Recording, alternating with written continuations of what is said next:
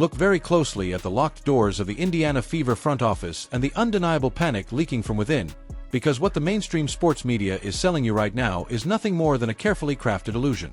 They want you to believe the upcoming WNBA season and the newly signed collective bargaining agreement are a unified victory for every franchise, encouraging you to applaud the influx of capital and trust that General Manager Amber Cox and President Kelly Kroskop have everything under control. But you're not a casual fan, you see deeper than that. This isn't a master plan unfolding. This is a live, high-stakes financial crisis disguised as progress, led by a management team overwhelmed by the very multi-billion-dollar machine they now control. So lock in, eliminate distractions, and pay close attention, because what's emerging from behind the scenes will completely change how you view the Indiana Fever's roster construction.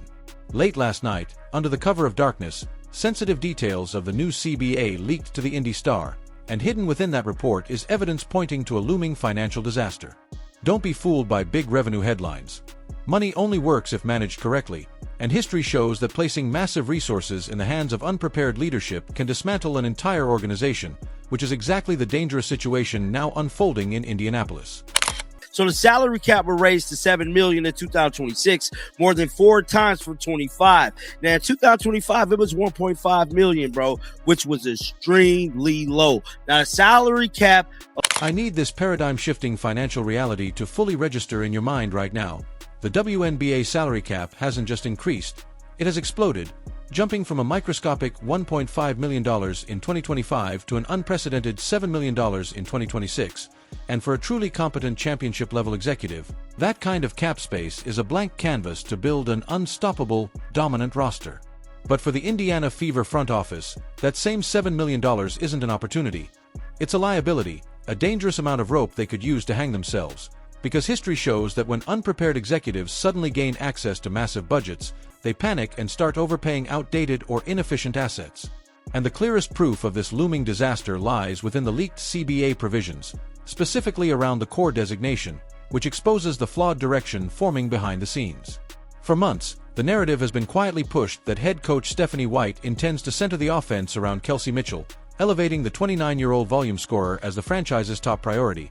But what those newly revealed rules make painfully clear is that such a decision could have long-term consequences that seriously undermine the organization's future instead of securing it. Core Kelsey Mitchell for the first time in 2025, giving her a supermax of $250K. Now, if the Fever core her again in 26, she will likely command a $1.4 million deal, which is the supermax, as part of her new salary. Listen carefully to the financial reality behind this projection, because it reveals a level of dysfunction that's impossible to ignore. The Indiana Fever already used the core designation on Kelsey Mitchell in 2025, and if they make the same decision again in 2026, they will be contractually locked into handing her a staggering $1.4 million supermax deal. Now break that down with the precision of a Wall Street auditor. Committing roughly 20% of your expanded salary cap to a secondary, isolation-heavy shooting guard in today's high-speed, efficiency-driven game is not just risky, it's structurally damaging. This is a player archetype that can slow ball movement and disrupt offensive flow, directly clashing with the fast-paced system built around Caitlin Clark. Allocating that level of capital to a misaligned piece doesn't just limit flexibility, it actively drains resources, forcing the team to sacrifice critical role players like Lexi Hull or Sophie Cunningham, who provide the defensive support and on-court synergy necessary for sustained success.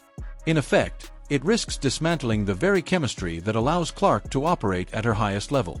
So the real question becomes, why would a franchise make a decision that weakens its own foundation? Why prioritize a volume scorer over complementary pieces that maximize a generational talent? The answer, as suggested by further leaked details, points toward deeper uncertainty and pressure within the organization, concerns that go far beyond a single contract decision. To the core requirements, the league and players union agreed to expedite path for top players on rookie contracts. Now, that's how Caitlin Clark possibly is a... I need you to fully process the high-stakes financial reality of this new economic structure, because the latest CBA doesn't just tweak the system, it completely reshapes it, especially when it comes to rookie-scale contracts and accelerated paths to maximum earnings. Elite performance early in a career now unlocks massive financial escalators, and Caitlin Clark is already on a trajectory that could place her in position to command one of the most lucrative contracts the league has ever seen the moment she becomes eligible. At the same time, Aaliyah Boston is progressing toward a major payday of her own, which creates a looming financial crunch that the Indiana Fever front office cannot ignore.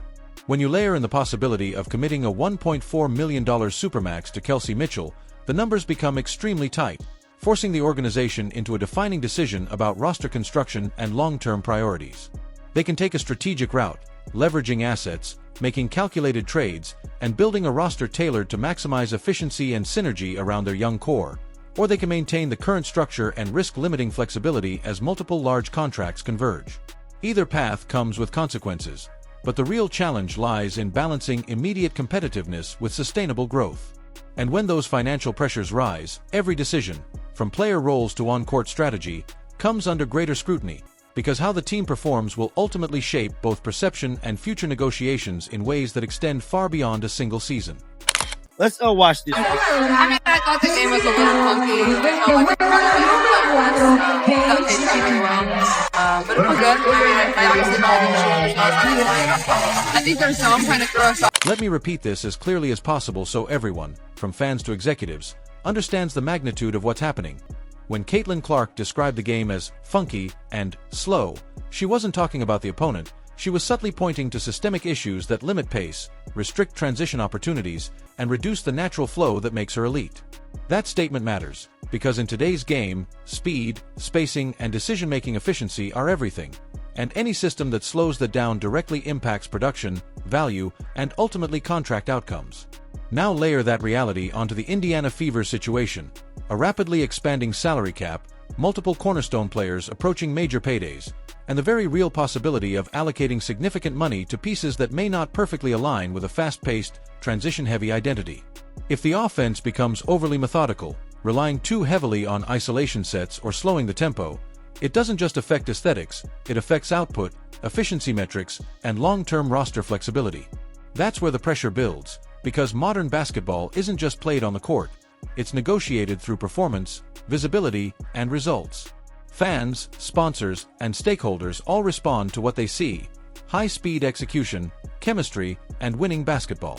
And right now, the Fever are at a crossroads where every decision, contracts, rotations, and system design will either amplify their young core's strengths or quietly limit their ceiling.